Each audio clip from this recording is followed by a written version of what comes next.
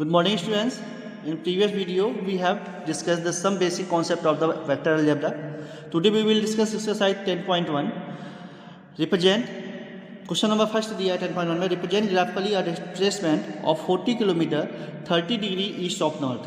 30 degree east of north means जैसे हमने यहाँ पे इसकी डायरेक्शन ड्रॉ की, ईस्ट ही हो गया, वेस्ट ही हो गया, नॉर्थ ही हो गया, साउथ ही हो गया, और 30 degree east of north. East of north मतलब नॉर्थ से 30 डिग्री, और हमने कितना 40 किलोमीटर. तो 40 किलोमीटर में ऐसे 4 पॉइंट्स लगा लिए 1 सेंटीमीटर के, और स्केल लिख दी यहाँ पर कि इसकी स्केल हमने क्या ली है 1 सेंटीमीटर इक्वल टू 10 किलोमीटर. तो इस तरीके से हम रिप्रेजेंट कर सकते हैं. दूसरा क्वेश्चन दे रहा है, कह रहा है उसमें आप बताइए स्केलर और वेक्टर. तो 10 kg आपका स्केलर है. 2 मीटर नॉर्थ वेस्ट, डायरेक्शन भी पता है, मैग्नीट्यूड भी पता है, मतलब ये वेक्टर क्वांटिटी है. 40 डिग्री कहीं भी हो सकता है किसी भी डायरेक्शन में, तो मतलब ये स्केलर है. 40 वॉट ये भी स्केलर क्वांटिटी है. 10 to the power -19 कूलम ये भी स्केलर क्वांटिटी है. और 20 मीटर पर सेकेंड स्क्वायर ये वेक्टर क्वांटिटी है. ठीक है, ऐसे ही आपका थर्ड क्वेश्चन भी दिया है, टाइम पीरियड दिया है उसमें. टाइम पीरियड क्या होता है आपका स्केलर क्वांटिटी. डिस्टेंस जो है वो भी स्केलर क्वांटिटी है, लेकिन फोर्स मैंने आपको बताया था कि फोर्स क्या होती है, वेक्टर क्वांटिटी होती है, क्योंकि इसमें मैग्नीट्यूड के साथ साथ डायरेक्शन भी होती है. वेलोसिटी भी आपकी, स्पीड जो होती है वो आपकी स्केलर क्वांटिटी होती है, लेकिन वेलोसिटी जो होती है वो, क्योंकि वेलोसिटी में डायरेक्शन भी हमें पता होना चाहिए किस डायरेक्शन में वो चल रहा है. ठीक है, तो speed with direction that is called the velocity. तो वेलोसिटी जो है वो क्या होती है आपकी वेक्टर क्वांटिटी होती है. ऐसे ही वर्क डन जो है वो भी आपका क्या होता है वेक्टर क्वांटिटी होती है, क्योंकि वर्क डन क्या होता है एफ इंटू डी, और एफ का मतलब है फोर्स एक अगर वेक्टर क्वांटिटी है तो सीधी सी बात है कि वर्क डन भी आपकी एक वेक्टर क्वांटिटी होगी. ओके. और क्वेश्चन नंबर 4 मैंने लास्ट वीडियो में आप लोगों को डिस्कस किया था, तो उससे आप देख लीजिएगा क्वेश्चन नंबर 4 को. आज हम लोग कुछ नई चीज़ें डिस्कस करने वाले हैं. क्या डिस्कस करने वाले ज़रा देखते हैं.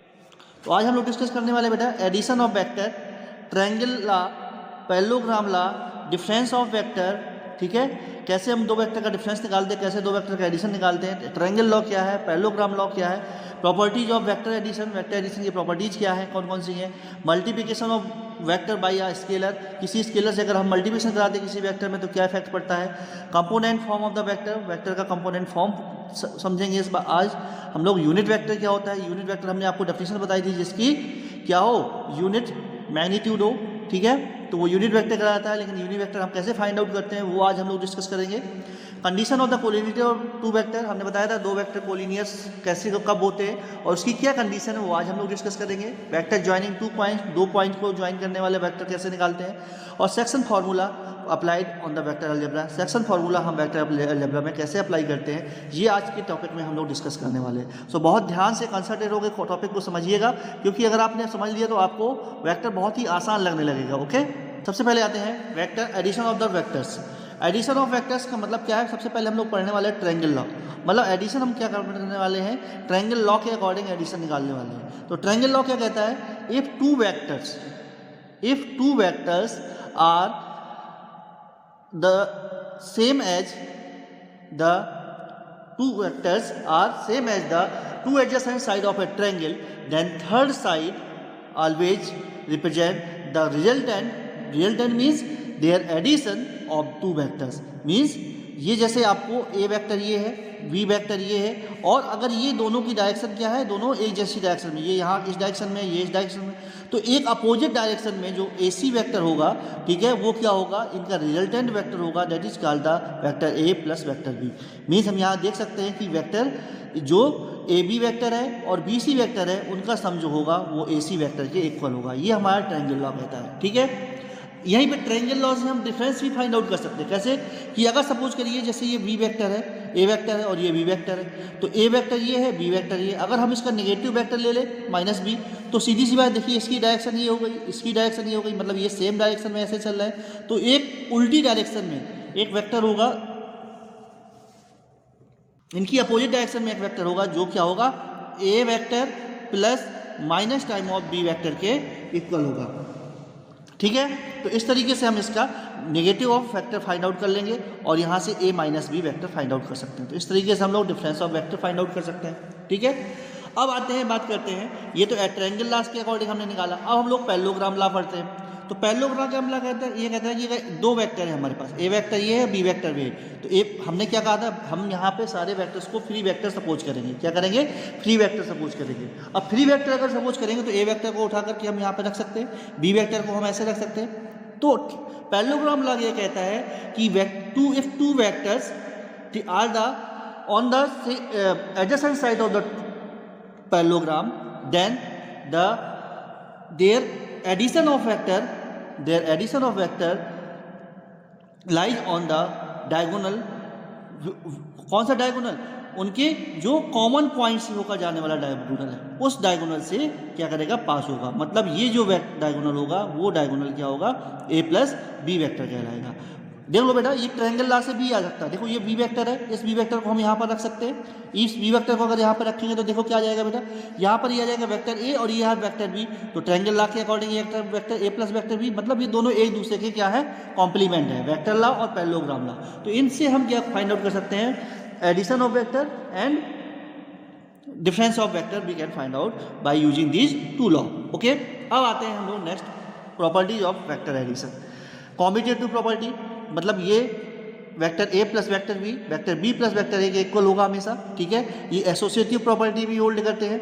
एडिटिव आइडेंटिटी, ऐसा एक वेक्टर जिसको हम इस वेक्टर में ऐड कर दें तो हमें सेम वेक्टर वही मिल जाए। तो जीरो वेक्टर एक ऐसा वेक्टर होता है जो इसकी एडिटिव आइडेंटिटी कहलाता है। क्लियर? एडिटिव आइडेंटिटी, अभी हमें यहाँ पे एडिटिव इनवर्स की बात करते हैं। तो एडिटिव इनवर्स तो एक ऐसा वेक्टर जिसको हम ऐड कर दें वेक्टर ए के साथ में तो हमें क्या मिल जाए? आइडेंटिटी वेक्टर, मतलब जीरो वेक्टर मिल जाना चाहिए। तो नेगेटिव वेक्टर, जो वेक्टर दिया है उसका नेगेटिव वेक्टर जो है अगर हम उसमें ऐड कर देंगे तो सीधी सी बात है कि हमें क्या मिल जाएगा? आइडेंटिटी वेक्टर मिल जाएगा। तो इसका negative of the vector of any given vector is the additive inverse of the given vector. Okay, आते हैं हम लोग multiplication of vector bye scalar. किसी स्केलर से अगर हमें मल्टीप्लिकेशन कराना है तो क्या होता है? मतलब जैसे मान लीजिए हमने सपोज किया मैंने कि एक ये ए वेक्टर है, इसका 2 मैग्नीट्यूड है। कितना मैग्नीट्यूड है? 2। समझना बात को।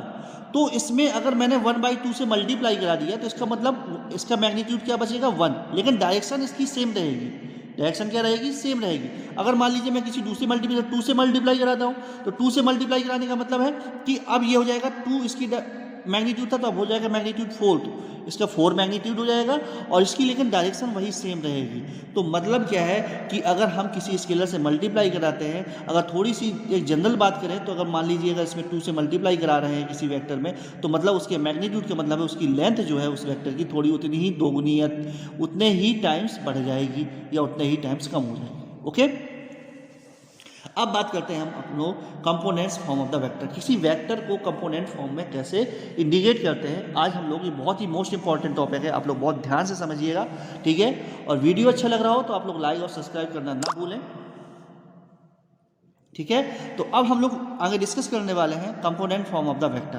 Component form of the vector जानने से पहले हम लोग थोड़ा सा सपोज कर एक चीज़ आपको बताना चाहेंगे कि जैसे ये सपोज करिए ये एक्स एक्सिस है, ये वाई एक्सिस है और ये जेड एक्सिस है। तो एक्स एक्सिस की डायरेक्शन में अगर हम यूनिट वेक्टर ले तो उसको हम आई से डिनोट करते हैं, आई से। ठीक है, और अलोंग वाई एक्सिस अगर हम यूनिट वेक्टर लेते हैं तो ये जे से, और अलोंग जेड एक्सिस अगर हम एक यूनिट वेक्टर सपोज करते हैं तो इसको के से। तो I is the unit vector along X axis, Y is the unit vector along Y axis, sorry J is the unit vector along y axis and K is the unit vector along z axis। ठीक है, अब हम मानते हैं किसी point P की, अब हम उसको वेक्टर को कंपोनेंट फॉर्म में कैसे लिखेंगे जरा ध्यान से देखिएगा। ठीक है, तो मैंने ये ड्रॉ किया आपका P वेक्टर, P पॉइंट। ठीक है, इस तरह से मैंने एक ड्रॉ किया और हमें निकालना है यहाँ पर OP वेक्टर। क्या निकालना है? OP vector. ठीक है, अब OP वेक्टर को कंपोनेंट फॉर्म में हम कैसे लिखेंगे? इसको लिखने के लिए, ठीक है, इसकी ये क्या है, ये x यहाँ से यहाँ तक की क्या हो जाएगी? x distance.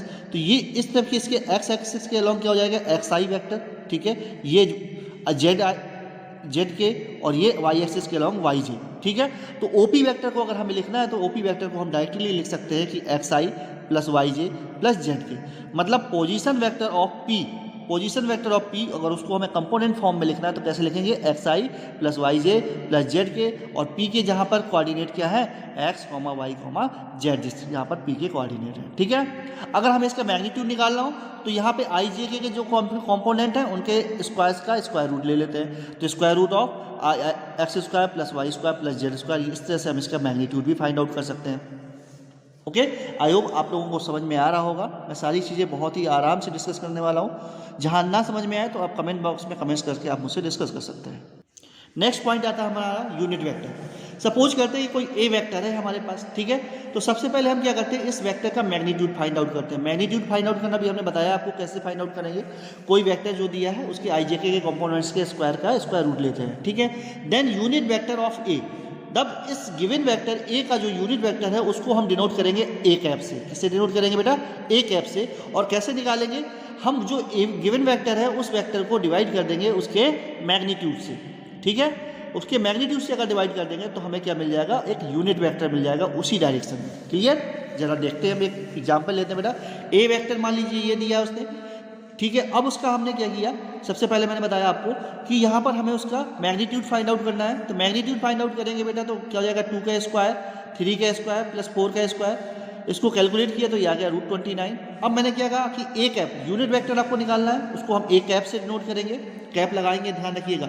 अगर कैप लगा हो तो इसका मतलब ये वेक्टर यूनिट वेक्टर है, और यूनिट वेक्टर जो है उसमें अगर हम इससे किससे डिवाइड करना है हमें, मैग्नीट्यूड से, तो मैग्नीट्यूड से डिवाइड कर देंगे, इससे कंपोनेंट को अलग अलग करके लिख देंगे, तो ये हो जाएगा 2/√29i plus 3/√29j plus 4/√29k।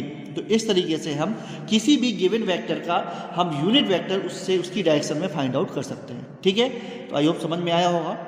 अब नेक्स्ट आते हैं हम लोग sum of vector, addition of vector हम लोग पढ़ तो चुके हैं, लेकिन हम कैसे दो वेक्टर का एडिशन करेंगे तो जरा देख लेते हैं। ए वेक्टर ये दिया है बेटा, बी वेक्टर ये दिया है, ए वेक्टर और बी वेक्टर का हमें सम फाइंड आउट करना है। तो ये एक वेक्टर ये दिया था, बी वेक्टर ये दिया था, तो यहाँ पे हमें कुछ नहीं करना, आई के जो कॉफिशिएंट है उनको ऐड कर देना है, जे के कॉफिशिएंट को जे के साथ में और के कॉफिशिएंट को के साथ में। जैसे हम लोग एक्स वाई जेड में करते थे ना, एक्स वाई जेड को अलजेब्रिक फॉर्म में हम लोग एडिशन करते थे, तो एक्स के कॉफिशिएंट को एक्स के कॉफिशिएंट के साथ, वाई के कॉफिशिएंट को वाई के कॉफिशिएंट के साथ में, और जेड के कॉफिशिएंट को जेड के कॉफिशिएंट के साथ। ऐसे ही सेम यहाँ पे भी करना है हमें, आई के कॉफिशिएंट को आई के साथ में, 2 + 2 मतलब 4 हो जाएगा, 5 + 3 कितना हो जाएगा, 8 हो जाएगा, और 4 - 2 मतलब 2 हो जाएगा। तो इस तरीके से हम एडिशन या सब्सट्रैक्शन ऑफ द वेक्टर्स हम फाइंड आउट कर सकते हैं। ओके, नेक्स्ट टॉपिक आता है बेटा हम लोगों का कंडीशन ऑफ कोलिनियरिटी। मैंने बताया था कि दो वेक्टर कोलिनियर कब कहलाते हैं, जब वो एक दूसरे के क्या होते हैं, पैरेलल जैसे होते हैं। ठीक है, अगर ये पैरेलल वेक्टर है तो सीधी सी बात है कि ये सेम की डायरेक्शन क्या होगी, सेम होगी। ठीक है, जैसे यहाँ पर दो वेक्टर दिख रहे हैं, ये तो सेम हो, दो कंडीशन हो सकती है, या तो उनकी डायरेक्शन सेम होगी, मैग्नीट्यूड अलग अलग होंगे। ठीक है, तो अगर डायरेक्शन सेम है तो इसका मतलब हम ये कह सकते हैं कि जो सी वेक्टर है वो lambda times of A vector के इक्वल होगा, lambda times of A vector के इक्वल होगा। अगर मान लीजिए वेक्टर ए और वेक्टर बी ये भी पैरेलल वेक्टर है, लेकिन इनकी डायरेक्शन अपोजिट है और मैग्नीट्यूड भी अपोजिट है, तो हम ऐसा कह सकते हैं कि ए वेक्टर जो होगा वो lambda times of B vector के इक्वल होगा। ठीक है, माइनस टाइम, क्योंकि इसकी डायरेक्शन क्या है, अपोजिट डायरेक्शन है। लेकिन ये कोई भी दो वेक्टर एंगल के साथ में तो होंगे नहीं, अगर एंगल के साथ में होंगे तो वो कोलिनियर होने की प्रोबेबिलिटी का कंडीशन पे ही नहीं है होंगे, क्योंकि उनकी डेफिनेशन कहती है कि वो दोनों कोलिनियर वेक्टर क्या होने चाहिए, पैरेलल होने चाहिए। पैरेलल वेक्टर को ही हम कोलिनियर वेक्टर बोलते हैं यहाँ पर। ठीक है, तो जैसे मान लीजिए मैं क्वेश्चन लेता हूँ, तो कुल मिलाकर हम यहाँ पे ये कह सकते हैं बेटा कि ए वेक्टर है और बी वेक्टर है, इसको अगर हम किसी एक वेक्टर को उसके lambda times of B vector ऐसा कुछ लिख सकते हैं, तो हम कह सकते हैं कि वो दोनों वेक्टर कैसे होंगे, कोलिनियर वेक्टर होंगे। ठीक है, मैं एक एग्जांपल लेता हूँ आपके लिए। जैसे वेक्टर ए लिया हमने, वेक्टर ए मैंने ये लिया है, वेक्टर बी लिया, ये लिया मैंने। ठीक है, अब हम यहाँ पे देखते हैं कि वेक्टर बीच में अगर हम 2 कॉमन निकाल लें, वो भी माइनस का, तो ये बन जाएगा बेटा 2i - 3a + 4k। ठीक है, अब ये देखिए ये क्या लिखा है, ये वेक्टर ए ही तो लिखा है, तो मतलब मैंने वेक्टर बी को यहाँ पर 2 टाइम्स ऑफ वेक्टर ए लिख दिया, minus time 2 times of vector A. मतलब ये इस तरह से अगर हम लिख पा रहे हैं तो हम कह सकते हैं बेटा कि ए वेक्टर और बी वेक्टर दोनों कैसे होंगे, कोलिनियर वेक्टर होंगे।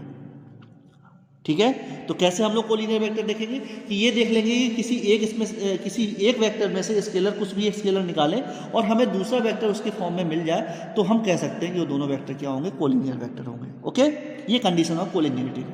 अब हम लोग बात करते हैं, जैसे कोई वेक्टर दिया है ए, कोई ए वेक्टर दिया है और उस ए वेक्टर में हमें उसके डायरेक्शन रेशियोज और डायरेक्शन कोसाइन की बात करते हैं। मैंने कल पिछले टॉपिक में आप लोगों को डायरेक्शन कोसाइन और डायरेक्शन रेशियो बहुत अच्छे से डिस्कस किया था, वहाँ ना समझ में आए तो दोबारा वीडियो को देख लीजिएगा। कोई डिस्कशन करना हो तो आप कमेंट बॉक्स में डिस्कस कर सकते हैं। ओके, तो जैसे मैंने सपोज किया यहाँ पर वेक्टर ए दिया, वो कंपोनेंट फॉर्म में i + 2j + 3k दिया है। क्लियर? तो अगर आपसे डायरेक्शन रेशियो पूछता है, क्या पूछता है आपको? Direction ratio. तो डायरेक्शन रेशियो अगर पूछता है तो आप सीधे i के कॉफिशिएंट को, j के कॉफिशिएंट को और k के कॉफिशिएंट को आप यहाँ पर रख दीजिए, तो यही इसके डायरेक्शन रेशियो हो जाएंगे। मतलब 1 2 3 are the direction ratio of this given vector. लेकिन अगर आपको डायरेक्शन कोसाइंस पूछा है, DCS मतलब डायरेक्शन कोसाइंस, डायरेक्शन कोसाइन पूछता है, तो आपको एक काम करना होता है, जो ये गिवन वेक्टर है उसको आपको पहले यूनिट वेक्टर में कन्वर्ट करना होता है, और यूनिट वेक्टर में कन्वर्ट करने के लिए आपको इस तरीके से डिवाइड, उसके मैग्नीट्यूड से डिवाइड करना होता है। तो आपने इस तरह से इसको यूनिट वेक्टर में कन्वर्ट कर लिया। अब यूनिट वेक्टर के जो i j k के जो कॉफिशिएंट होते हैं, that are called the direction cosines of the given vector, उस वेक्टर के डायरेक्शन कोसाइन होते हैं। तो यहाँ पे i का कॉफिशिएंट क्या है 1/√14, j का कॉफिशिएंट क्या है 2/√14, 3 के √14, तो ये इसके डायरेक्शन कोसाइन होते हैं। तो ध्यान रखिएगा, कोई भी वेक्टर दिया है तो सबसे पहले देखिए वो जनरल वेक्टर दिया है। अगर जनरल वेक्टर दिया है तो i j k के जो कॉफिशिएंट है वो उसके डायरेक्शन रेशियोज कहलाएंगे। अगर उसने हमसे डायरेक्शन कोसाइन पूछा है तो हम क्या करेंगे, उसी वेक्टर को यूनिट वेक्टर में कन्वर्ट कर देंगे और हमें डायरेक्शन कोसाइन निकाल लेंगे। क्लियर? समझ में आ गया? और अगर उसने पहले से ऑलरेडी डायरेक्शन यूनिट वेक्टर दिया हुआ है तो फिर उसके जो कॉफिशिएंट होंगे वो i j k के जो कॉफिशिएंट होंगे वो उसके डायरेक्शन कोसाइन कहलाएंगे। ये ध्यान रखना है आपको, डायरेक्शन कोसाइन बहुत ही इंपॉर्टेंट टॉपिक है ये बेटा। अब आते हैं हम लोग सेकेंड लास्ट टॉपिक है हमारा कि वेक्टर ज्वाइनिंग 2 पॉइंट्स, 2 पॉइंट्स को ज्वाइन करने वाला वेक्टर हम कैसे फाइंड आउट करते हैं। तो जैसे सपोज करो 2 पॉइंट है, P पॉइंट है जिसके कोऑर्डिनेट x1 y1 और z1 है, और Q पॉइंट है जिसके कोऑर्डिनेट x2 y2 और z2 है। ठीक है, तो हमें PQ वेक्टर निकालना है। तो PQ वेक्टर मतलब इनिशियल पॉइंट इसका P है और इसका टर्मिनल पॉइंट Q है। तो टर्मिनल पॉइंट से इनिशियल पॉइंट को सब्ट्रैक्ट करना है, मतलब x2 - x1i, y2 - y1j + z2 - z1k। समझ आ रहा है बात को? तो इस तरीके से हम कोई भी 2 पॉइंट से पास होने वाले वेक्टर को फाइंड आउट कर सकते हैं। अब इसका थोड़ा ज्योमेट्रिकल मीनिंग भी देख लीजिए। जैसे मान लीजिए P पॉइंट ये था और Q पॉइंट ये था, अब ये इसका ओरिजिन है, तो OP वेक्टर सीधी सी बात है, यहाँ पर हम ये देख रहे हैं कि ये जो है OP वेक्टर और PQ वेक्टर ये दोनों सेम डायरेक्शन में है, और यहाँ पर ये OQ वेक्टर इनकी अपोजिट डायरेक्शन में है। तो मतलब यहाँ पे हम ट्रायंगल लगा सकते हैं, मतलब OP vector plus PQ vector जो होगा वो किसके, OQ वेक्टर के इक्वल होगा। तो यहाँ से हम PQ वेक्टर अगर निकालें तो PQ वेक्टर OP वेक्टर इस तरफ क्या हो जाएगा, माइनस में आ जाएगा। OP vector minus OQ vector मतलब position vector of Q minus position vector of P। तो पोजीशन वेक्टर ऑफ Q क्या हो गया, ये पोजीशन वेक्टर ऑफ P क्या हो गया, ये अगर माइनस करेंगे तो क्या हो जाएगा, x2 - x1i + y2 - y1j + z2 - z1k। तो इस तरीके से हम क्या कर सकते हैं, किसी भी 2 पॉइंट से पास होने वाले वेक्टर को के कंपोनेंट्स फॉर्म को हम लिख सकते हैं। ओके, अब हमारा लास्ट टॉपिक बचता है सेक्शन फार्मूला। सेक्शन फार्मूला बेटा ये कहता है कि जनरली हम लोगों ने सेक्शन फार्मूला वहाँ लाइंस के फॉर्म में पढ़ा था कि इंटरनली कोई उसको डिवाइड करती है पॉइंट, तो हम उस पॉइंट के कोऑर्डिनेट निकालते थे। ठीक है, अब यहाँ पे सेक्शन फार्मूला क्या है कि अगर एक कोई PQ वेक्टर है, क्या है PQ वेक्टर, उसके पोजीशन वेक्टर OP और OQ जो है वो A वेक्टर और B वेक्टर है। ठीक है, देन R पॉइंट एक ऐसा पॉइंट है, ठीक है, R पॉइंट क्या है, एक ऐसा पॉइंट है जो इसको m/n में डिवाइड करता है। क्या करता है, m/n में डिवाइड करता है। Then the position vector of R point हमें निकालना है। द पोजीशन वेक्टर ऑफ मतलब OR वेक्टर हमें यहाँ पे फाइंड आउट करना है। इसको हम सिंपली R वेक्टर से लिख सकते हैं। तो ये जो R वेक्टर होता है वो m times of B plus n times of A upon m plus n। ये वैसा ही ये फॉर्मूला जैसे हम लोग वहाँ पे यूज कर रहे थे, यहाँ बस वेक्टर फॉर्म में। क्लियर? अब अगर मान लीजिए ये तो इंटरनली डिवाइड कर रहा था, इंटरनली डिवाइड कर रहा था, लेकिन ये अगर एक्सटर्नली डिवाइड करता है,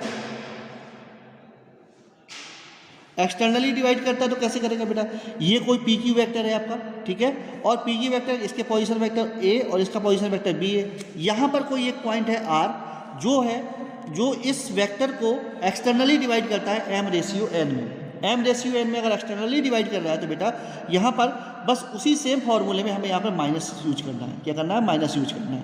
तो m m B vector minus time n A vector upon m minus n. इसको कैसे अप्लाई करेंगे अभी हम लोग एक्सरसाइज में कुछ क्वेश्चंस देखेंगे, उन क्वेश्चन को डिस्कस करेंगे जिससे हमें समझ में आ जाएगा कि हमें क्वेश्चन अप्लाई कैसे करना है। ठीक है, इसके बाद हम लोग बात करते हैं मिड पॉइंट। अगर सपोज करो कि यही आर जो है इसका मिड पॉइंट होगा तो रेशियो क्या हो जाएगा, 1:1 हो जाएगा। क्लियर। तो आर वेक्टर अगर हमें अब निकालना है जो मिड पॉइंट वो है, जो क्या करता है पी क्यू वेक्टर को मिड पॉइंट पे डिवाइड करता है, तो vector A plus vector B upon 2, इस तरह से हम मिड पॉइंट का वेक्टर फाइंड आउट कर सकते हैं। ओके, तो ये हो गया आज के टॉपिक्स। अब एक्सरसाइज जो है वो 10.2 एक्सरसाइज हम लोग नेक्स्ट वीडियो में डिस्कस करेंगे। So thank you for today and have a nice day.